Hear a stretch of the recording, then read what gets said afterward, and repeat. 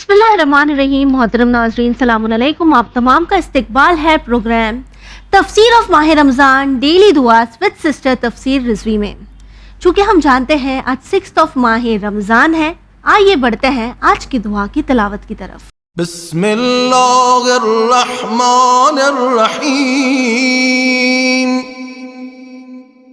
اللهم لا تخذلني فيه لتعرض معصيتك ولا تضربني بسياط نقمتك وزحزحني فيه من موجبات سخطك بمنك وأياديك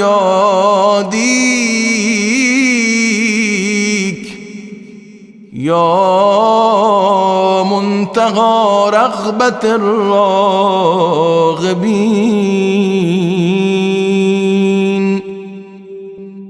اے اللہ، مجھے میرے گناہ کی وجہ سے اس مہینے میں ذلیل نہ کر اور مجھے اپنے عذاب کے تازیانے نہ لگا.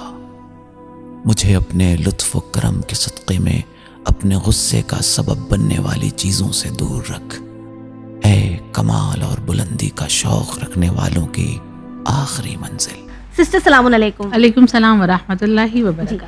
سسٹر اس سے پہلے کہ آپ ہمیں تفسیر بتائیں، ہم چاہیں گے کہ آپ اس دعا کے معنی ہمارے ساتھ اور ہمارے ویورز کے ساتھ شیئر کریں.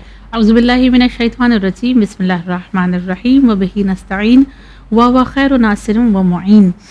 دعا کا ترجمہ اس طرح سے بیان کیا گیا کہ خدایا آج مجھے اپنی نافرمانی کے لیے آزاد نہ چھوڑ دینا اور اپنے انتقام کا تازیانہ مجھے نہ لگانا اور اپنے اسباب ناراضگی سے دور رکھنا. اپنے احسان اور نعمت خاص سے اے تمام رغبت کرنے والوں کی آرزو کی انتہا.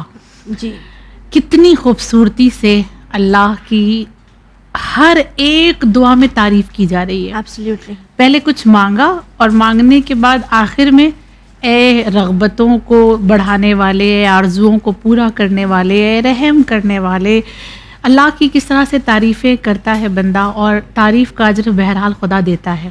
جی اور اس میں جو سب سے پہلی دعا مانگی گئی وہ یہی کہ پروردگار اپنی نافرمانی کے لیے یعنی گناہ کے لیے مجھے تو آزاد نہ چھوڑ دینا، تنبیہ کرتے رہنا جی میرے نفس لوامہ کے ذریعے سے. بالکل ٹھیک. اور کیوں؟ اس لیے کہ ہم دیکھیں کہ گناہ کا اپوزٹ جو ہے وہ تقویٰ ہے. ایبسلیوٹلی. تقویٰ انسان کو لوگوں کے دلوں میں بساتا ہے جی. اور گناہ انسان کو ذلت کا سبب بنتا ہے، ذلت دیتا ہے. صحیح. انسان دنیا میں چاہے جتنے بلند مقام پر پہنچ جائے لیکن اگر وہ آشکارا گناہ کرنے لگے تو اس کی عزت باقی نہیں رہ جاتی. اور اگر ایک متقی انسان ہے تو وہ چاہے خاک نشین ہی کیوں نہ ہو، اس کا وقار، اس کی عظمت لوگوں کے دلوں میں ضرور ہوتی ہے. اسی طرح ایک عالم دین گزرے ہیں جن کا نام ہے بزرگ عالم دین شیخ محمد تقی. جی ان کے بارے میں لوگوں کا کہنا یہ تھا کہ اتنے متقی، اتنے پرہیزگار کہ جب لوگ انہیں دیکھتے تھے تو دیکھتے ہی ساتھ اللہ کی یاد آ جاتی تھی. ایک دن ان کے دوستوں نے ان کے ساتھ بیٹھ کر کہا کہ کوئی ایک نصیحت کر دینا کہ آپ اتنے بلند مقام پر ہیں، ہمیں بھی کوئی نصیحت دیں.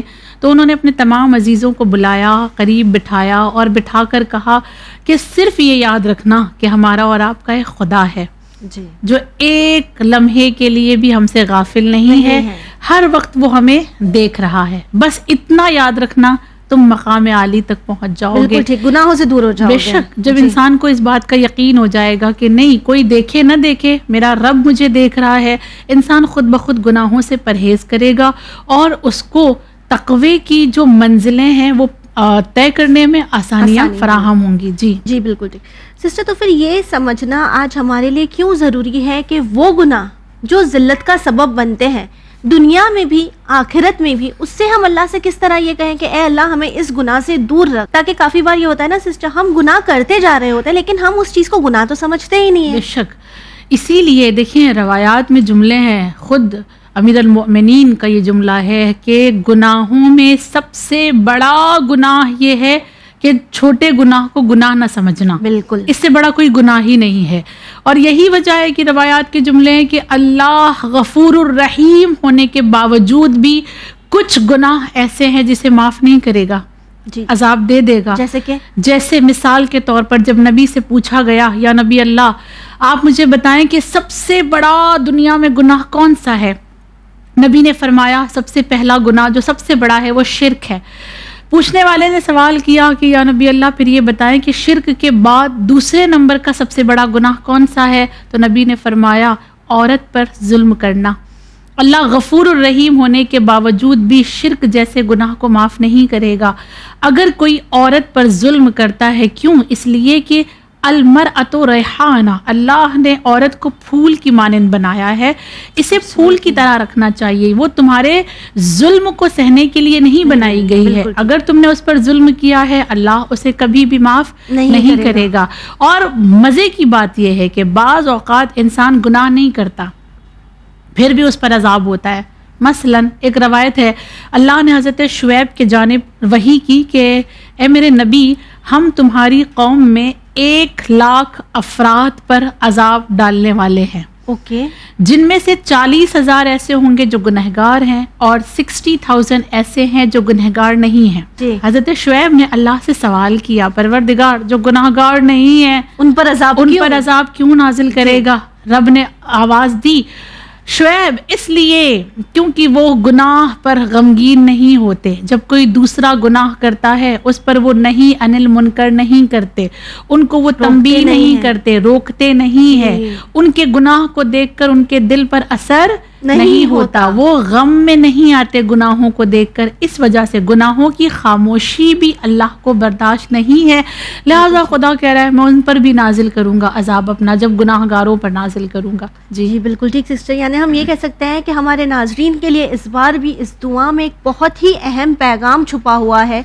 سب سے پہلے یہ کہ وہ گناہوں سے دوری اختیار کرے تاکہ گناہ ذلت کا سبب بنتے ہیں.